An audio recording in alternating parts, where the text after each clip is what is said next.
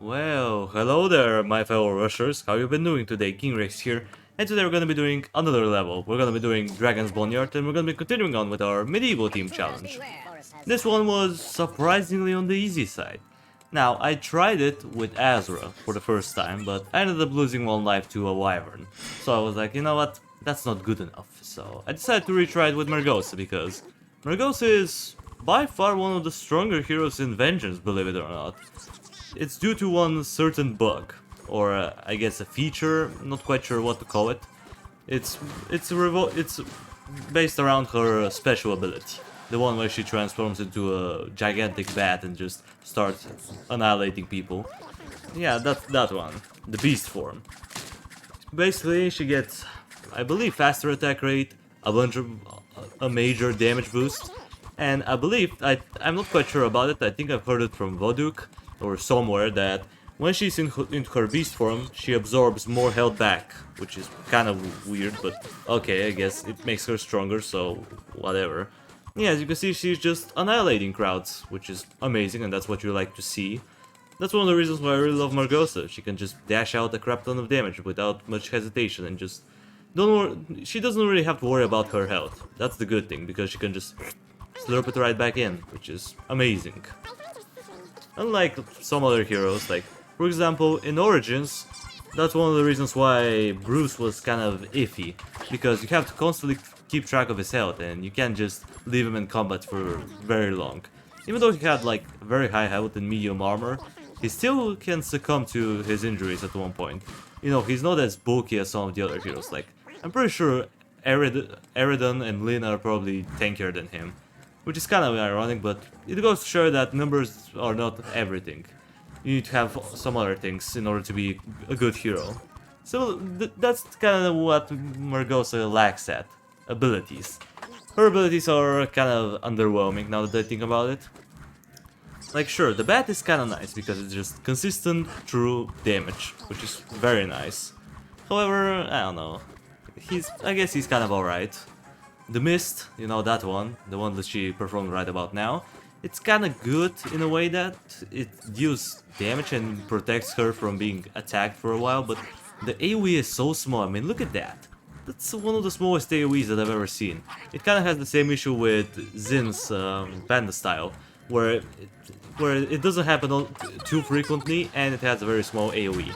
Well, at least here it occurs pretty frequently, and it's unlike Zin's awful Panda style. And yeah, as you can see, I leaked again, almost to a wyvern, again. So yeah, I had to waste my soul impact on it, but you know, we don't really need it for the next few waves, so I feel pretty confident in my abilities to take care of them. And yeah, as far as her other abilities go, to be honest, I don't really notice them all that much. Well, one actually, it's only one. Her fourth ability is the one which allows her to regenerate some health from her basic attacks, you know. So the Dark Call, I think it was called, or something like that, the teleport ability, it's kinda good and kinda bad at the same time, because if you're not careful, it can caught you off guard and teleport an enemy where he's not supposed to be. Like, you can teleport him on the opposite lane, or teleport him in a bad position at the wrong time.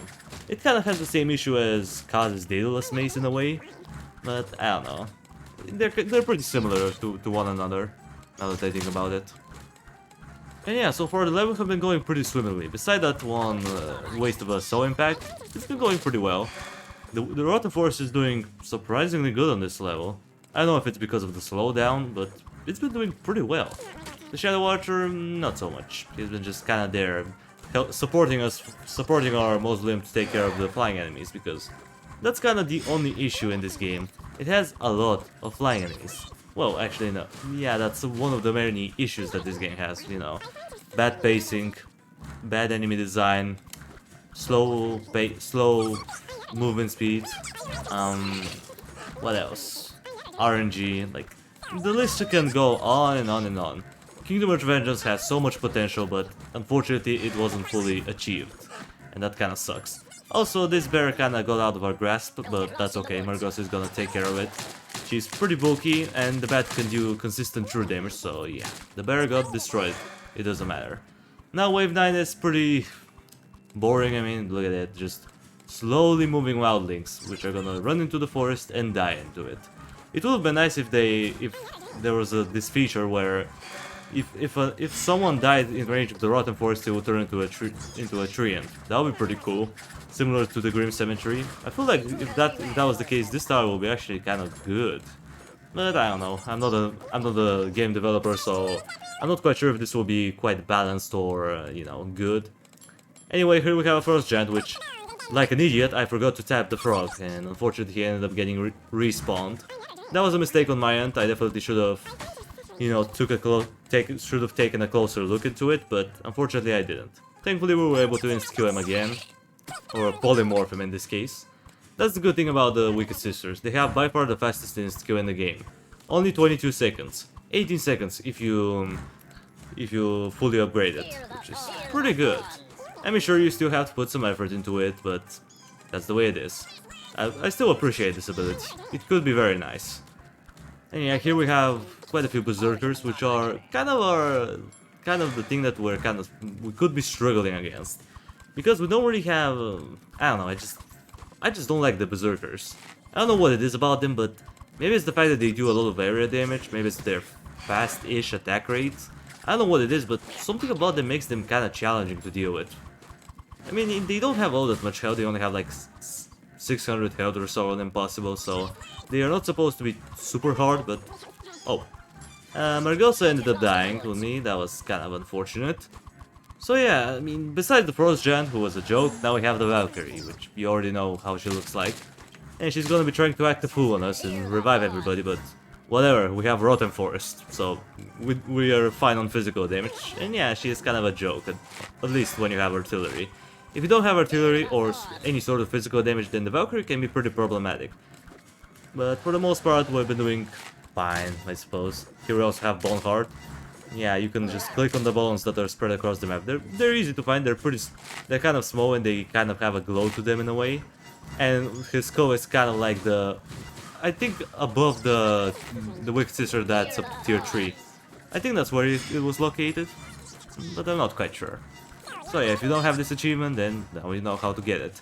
I don't know why I'm doing it, I'm just bored, hence why I'm just showing you how to get every achievement in Kingdom Hearts Vengeance. That's maybe something that I should do.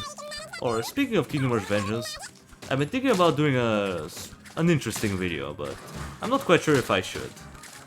Basically, what I'll be doing is comparing the reinforcements in every game, like describing their stats, their efficiency, and you know, stuff like that. Basically, determining which reinforcements are technically the best, because for the longest time I've been split in between the ones from the original Kingdom Rush and the ones from Origins, because both of them are ridiculous. Like, the ones in the original Kingdom Rush could shred enemies with ease, and the ones in Origins can tank for a very long time. And, you know, they still can do a lot of damage. Like, by numbers, they beat them, but are they actually more effective? Because technically they need to be very bulky, since, you know, the enemies in Origins are very tough. I would say Origins is by far the hardest game as far as enemy design goes. Like, there's no enemy that you know...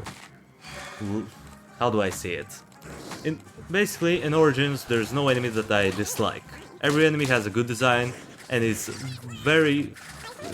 and there's some of them that are, of course, very annoying and you don't want to deal with them, like Bloodnose, Org Magi's, Dark Spitters, etc. You know, the annoying ones. Also, Margosa ended up dying again. Oh my god, now we're gonna get some extra shards, but that's okay. We're gonna block them. We have the Treants, which don't do all that much, but at least they provide some sort of stalling power, and that's all it matters. And we are already at the last cluster. Here we have the last cluster of Frost Giants. We're gonna destroy them, don't worry. I mean, look at that. Is it supposed to be difficult? Come on, mother effer, come on. Come on, mother effer, come on. Can we destroy him? There we go. Oh, he got unpossessed. Well, we're gonna polymorph him into a frog, and we're gonna kill him. Yay! We're done so. Now let's do the upgrades, and we're gonna finish out the video. What should I get? That's a good question. Oh yeah, this one. Cheaper towers, that's gonna be nice. And I'm not gonna get anything else for now. So yeah guys, with that out of the way, that's gonna do it for the video. Thank you everybody so much for watching, appreciate you for sticking around to the end. Subscribe if you want to see more of this content in the future, and while you're at it, drop a like on the video, it means a lot to me. And I'll see you in the next one. Until it comes, that was King Rexy, over and out.